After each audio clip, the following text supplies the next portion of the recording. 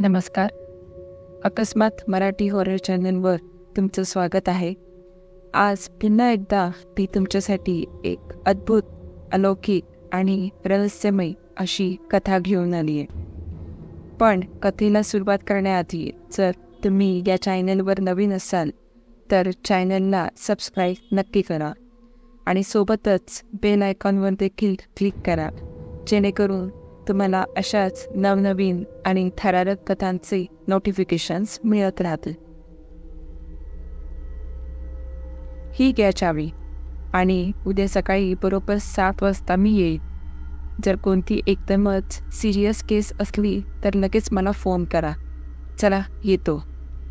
Watchman काकांकडे गेटची चावी देत प्रकाश घरी जायला निघाला. आज जरा उशीरच झालेला. रात्रीचे 1 वाजून गेलेले, पण गाडी असल्यामुळे कोणतीही काळजी करण्यासारखी गोष्ट नव्हती. डॉक्टर प्रकाश आपटे एक नामवंत डॉक्टर. आपटेंचं नाव माहीत नसलेलं शहरामध्ये खूप कमी जण असतील, कदाचित नसतीलही. आजचे शेवटचे ऑपरेशन. खूप दिवसांनी प्रकाश एवढ्या उशिरापर्यंत थांबलेला, नाहीतर रोज जास्तीत जास्त 10पर्यंतच. बाकीच्या ज्या छोट्या मोठ्या केसेस असायच्या ते सगळं त्याचे असिस्टंट डॉक्टर पाहत होते. घरापासून दवाखाना बराच लांब होता. आजच्या सक्सेसफुल ऑपरेशनमुळे प्रकाश प्रसन्न मनाने गाडी चालवत होता.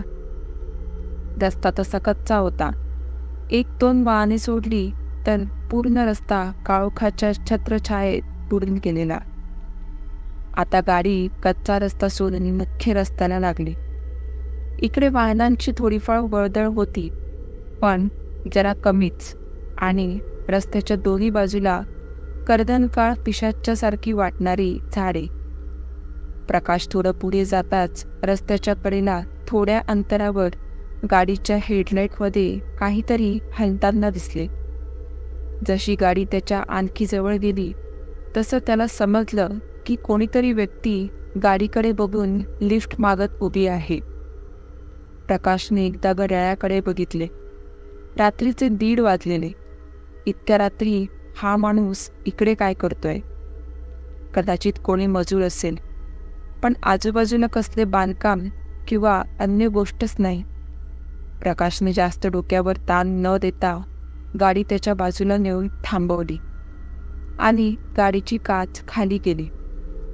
समोर एक 50शीतले गृहस्थ उभे होते. उंचीने मध्यम, केस पूर्णपणे विरळ झालेले आणि डोळ्यांना भिंगाचा मोठा चष्मा. क्या भैया, किधर जाना है? प्रकाश त्यानं विचारता झाला, पण समोरून काहीच उत्तर नाही.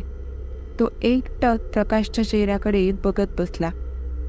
प्रकाशने पुन्हा एकदा थोड्या मोठ्या आवाजात विचारले, अरे भैया, सुनाई देता है? मैंने पूछा किधर जाना है? आगे चौराहे पर छोड़ दो, मैं वहाँ से चला जाऊंगा. प्रकाशने त्याला गाडीमध्ये घेतलं, पण तो पुढे प्रकाशच्या बाजूच्या सीटवर न बसता बॅक सीटवर बसला. अंधारात चिरत गाडी पुढे निघाली. गाडीमधल्या प्रकाशाला भंग करत प्रकाश बोलता झाला, वैसे आप इतने रात गए यहाँ क्या कर रहे थे? गांव से आया था. एक टेम्पो वाले ने यहाँ पर ही उतार दिया और फिर किसी गाड़ी का इंतज़ार करते गए, फिर आप आ गए. आपका शुक्रिया अदा करना तो भूल ही गया. अरे कोई बात नहीं, आपका स्टॉप आए तो बता देना. गाडी जशी पुढे जात होती तशी रस्त्यावरची वर्दळ सुद्धा कमी होत होती. क्वचितच एक गाडी मोठ्याने हॉर्न वाजवत ओव्हरटेक करून निघून जाई. रात्र आणखीच गडद होत जात होती. खूप वेळ झाला बॅकसीटवरून काहीच हालचाल किंवा आवाज नव्हता आला. प्रकाशने सहजच गाडीच्या आरशामधून मागे पाहिले आणि विजेचा करंट बसल्यासारखा तो स्तब्ध झाला, कारण मागे ती व्यक्ती नव्हती. पूर्ण बॅकसीट रिकामी होती. प्रकाशने ताबडतोब गाडी बाजूला थांबवली व मागे वळून पाहू लागला. हा अचानक कुठे गायब झाला? जमिनीने गेले की आकाशाने खाऊन टाकलं? तसं प्रकाशचं संपूर्ण शिक्षण विज्ञान क्षेत्रात झालेलं. आणि आजच्या आधुनिक विज्ञानाच्या जगामध्ये हे असलं काही त्याचं मन मान्य करायला तयार नव्हतं. तो लागलीच गाडीतून खाली उतरला आणि आसपास पाहू लागला. बाहेरचं वातावरण बर्फासारखं गोठवून टाकणारं होतं. आजूबाजूला मिट्ट काळोख. प्रकाशने गाडी बंद नव्हती केली, त्यामुळे त्याच्या हेडलाईटचा तेवढा प्रकाश होता. रातकिड्यांचा आवाज त्या स्मशान शांततेत भंग आणत होता. प्रकाशने गाडीच्या चहूबाजूला जाणीवपूर्वक पाहिले, पण कोणीच सापडले नाही. शेवटी कंटाळून तो परत गाडीमध्ये बसायला वळला. पण जसं त्याने गाडीचा दरवाजा उघडला तसा त्याला एक जोराचा हादरा बसला. गाडीच्या ड्रायव्हिंग सीटवर तोच मगाचा माणूस बसला होता. आता तो माणूस इतका भयंकर दिसत होता की कोणी कमजोर हृदयाच्या माणसाला हा झटका सहन नसता झाला. त्याच्या डोक्यावर जबर जखम होती. डोकं अर्ध्या बाजूने फुटलेलं, त्यातून रक्ताचे पाठ वाहत त्याच्या पूर्ण तोंडावर जमा होत होते. एका क्रूर हास्याने तो प्रकाशकडे पाहत होता. प्रकाशची किंचाळी तोंडातच दाबली गेली. त्याने क्षणाचाही विलंब न करता तिकडून गाडीच्या मागच्या बाजूला धाव घेतली. इतका भयंकर दृश्य प्रकाशने यापूर्वी कधीच पाहिले नव्हते. त्याने आजवर अनेक मोठमोठे ऑपरेशन केले, पण आज जे बघितलं ते मानवी बुद्धीच्या आकलनाच्या पलीकडे होतं. आता तो धावत धावत गाडीपासून खूप दूर आला होता. लांबूनच त्यांना एक ट्रक येताना दिसला. ह्याची मदत घेऊन गाडीपर्यंत जाऊ आणि याच्यासोबतच इकडून बाहेर पडू असं मनाशी ठरवून प्रकाशने लिफ्टसाठी हात केला आणि ट्रक थांबला सुद्धा. आतमध्ये एक वयस्क गृहस्थ होते आणि त्याच्या बाजूला कोणीतरी अंगावर घेऊन झोपलेलं, कदाचित क्लीनर असेल. काका, मला पुरीपर्यंत सोडता का जरा? त्या ट्रकवाल्याने मानेनेच बसायची खूण केली. काय साहेब, कपड्यावरून तर तुम्ही चांगल्या घरची दिसता आणि इतक्या रात्री अशा आडमार्गावर? नाही काका, मी घरीच जात होतो, पण रस्त्यातच माझ्यासोबत दुर्घटना घडली म्हणून मी घाबरत पळत मागे आलो. तुझ्या बाबतची ती दुर्घटना आणि दुसऱ्यांच्या बाबतची ती दुर्घटना नाही का? काकाचा आवाज पुरता बदललेला. त्या आवाजामध्ये आता भलताच राग होता. प्रकाशने घाबरत घाबरत काकांकडे पाहिले, पण ते काका नव्हतेच. तोच मगाचा माणूस त्या काकांच्या शरीरातून जन्म घेत होता. आता तो माणूस नजरेतूनच आग उकत होता. प्रकाशची तर बोबडीच वळली. त्याने ना आह बघितला ना ताव. तशीच ट्रकमधून लगेच बाहेर उडी मारली. भरधाव वेगाने धावणाऱ्या ट्रकमधून उडी मारल्यामुळे प्रकाशला खूप ठिकाणी खरचटलं, रक्त आले. पण आता त्याला काहीही करून इकडून घरी जायचे होते. स्वतःला किती खरचटलंय, किती लागलंय हे बघत बसण्यापेक्षा तो धावत राहिला तसाच. पण ह्यापेक्षा जीव वाचला हेच त्याला पुरेसं होतं. धावत धावत प्रकाश गाडीपर्यंत आला. गाडीची पार्किंग लाईट चालू होती.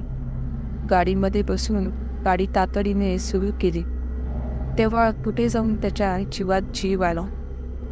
थोडं पुढे जातो ना जातो तेच गाडीमधल्या आरशामधून त्याला परत बॅक सीटवर हालचाल जाणवली. त्याने मिररमधून मागे बघितले. तोच माणूस मागे बसून प्रकाशकडे बघून हसत होता. डोळे खोबनीत केलेले, डोक्यावर पुन्हा तीच जखम, त्यातून ओघळणारे रक्ताचे पाठ. प्रकाशकडे बघून हसताना ते रक्त त्याच्या ओठातून दातावर येत होते. डोक्यावर सडत असलेल्या जखमेचा दुर्गंध पूर्ण गाडीभर पसरलेला. प्रकाश आधीच्याच प्रसंगातून सावरला नव्हता. तेच ते भयानक दृश्य, किंबहुना त्याहून भयानक. न राहून प्रकाशची जोरात किंचाळी आली. त्याने लागलीच ब्रेक मारला, पण ब्रेकने गाडी थांबण्याऐवजी गाडीने अजूनच वेग धरला. गाडीचा ब्रेक फेल होता. प्रकाशचे सर्व प्रयत्न अपयशी झाले. रडलेल्या आवाजात त्याने त्या माणसाला विनवणी केली. जाऊ दे मला, मी काय बिघडवलंय तुझं? अत्यंत क्रूर आवाजात तो माणूस बोलायला लागला. काय बिघडवलंय? मागच्या आठवड्यात याच रस्त्यावरून जाताना माझा अपघात झालेला तू बघितलास आणि माझ्या जवळसुद्धा आलेला.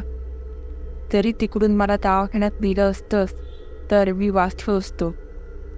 घरी पोरं बाळ अजूनही या आशेवर असतील की त्यांचे बाबा आज न उद्या येतील. तू स्वतः डॉक्टर आहेस, तुझ्याकडे फर्स्ट एड किट तर असेलच. तुला जरासुद्धा दया आली नाही. मला बघून तसाच सोडून निघून गेलास. मग आता भोग तुझ्या कर्माची फळ. अरे पण यात माझी काय चूक? मी सुद्धा घाबरलेलो. तेव्हा प्रकाश विनम्रीच्या रूपात म्हणाला, तुझी एवढीच चूक होती की ज्या गाडीमधून माझा अपघात झाला त्या गाडीचा ड्रायव्हर तू स्वतःच होतास. प्रकाशच्या डोळ्यासमोरून एक फ्लॅशबॅक गेलं त्या रात्रीचं.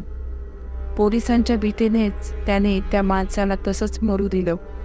आणि इतक्या रात्री एवढ्या सामसूम रस्त्यावर कोणाला काय समजतंय? प्रकाश मागच्या आठवणीतून बाहेर पडतो न पडतो तोच त्याच्यासमोर एक मोठं झाड आला आणि कर्णकर्कश आवाजात त्याच्या गाडीचा भयानक अपघात झाला. पोलिसांनी दुसऱ्या दिवशी त्याची मृत बॉडी काढली तेव्हा त्याच्या डोक्यावर जखम होती. डोकं अर्ध फुटून त्याच्या डोक्यातून रक्ताचे पाठ वाहत होते. पोस्टमॉर्टममध्ये काही सापडले नाही. अजूनही त्या रस्त्यावर रात्री कोणीतरी व्यक्ती लिफ्ट मागताना दिसते आणि जो कोणी त्याला लिफ्ट देतो त्याचा अपघात झाल्यावाचून राहत नाही.